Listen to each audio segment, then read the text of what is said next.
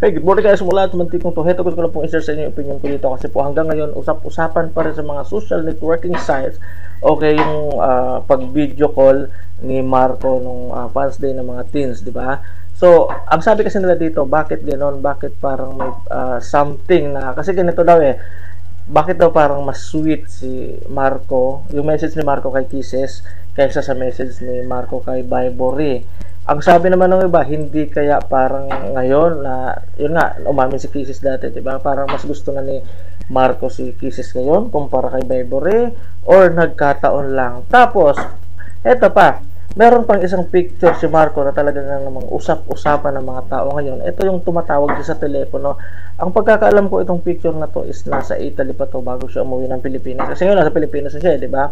Ngayon, bago siya umuwi ng Pilipinas, ito nakitang may kausap siya sa telepono, tumatawag siya. Ngayon, ang spekulasyon na naman, ang sabi na naman ng karamihan, is ang tinawagan niya daw dito ay si Kisses at hindi si Vibory. Kasi nga naman, si Vibory, di ba, uwi siya ng Manila, magkikita naman sila, samantalang si Kisses nasa Masbate, malayo.